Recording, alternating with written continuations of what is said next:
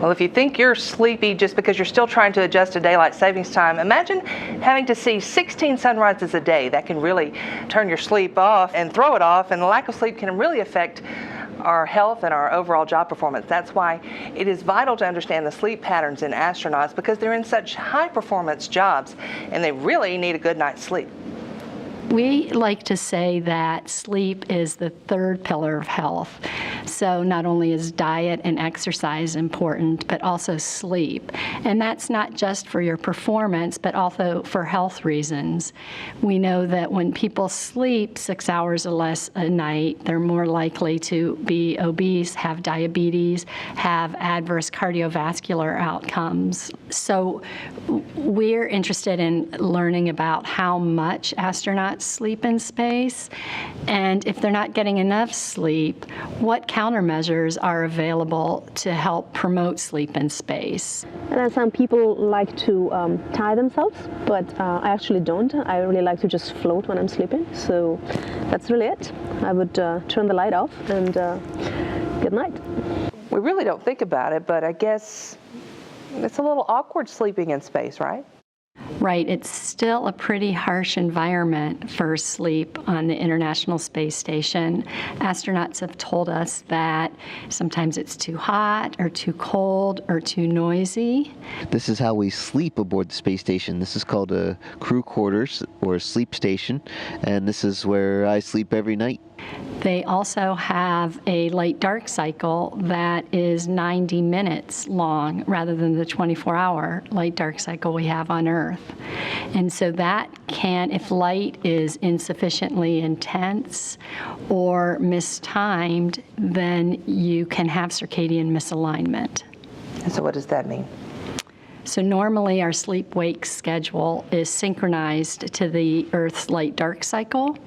And so when we are awake during the day and sleep at night, it's easy to sleep. Our body wants us to sleep, and we go to sleep at night.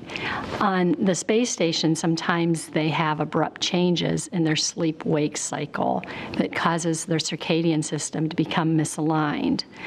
We know from our previous work on the space station that on those times when the circadian system is misaligned, they sleep about an hour less, and they use more sleep-promoting medications.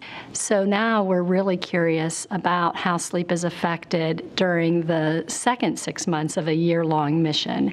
Will sleep get better? Will it get worse? We're just collecting those data right now.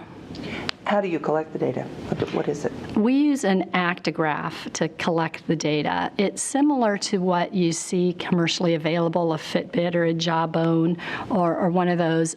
This actigraph is a bit hardier, and it's scientifically validated with algorithms that estimate sleep.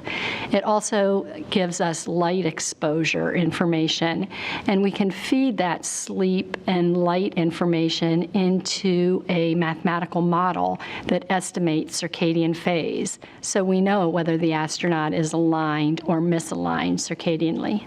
The ultimate goal of the study is to find ways for crew members to sleep better in space, to be able to obtain more sleep.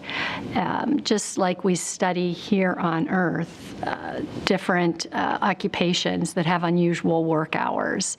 And we like to see how their sleep is affected, how their alertness, performance, and safety outcomes are affected by their work hours. So we've studied police officers and firefighters, federal air marshals, resident physicians, even the mission controllers here at NASA, and evaluated fatigue countermeasures to keep them more alert during the work and enable them to sleep better. The information we collect today will be really important for future one-year missions or even longer missions, because being able to obtain adequate sleep each night on these exploration missions is going to be very important for their health and safety and performance.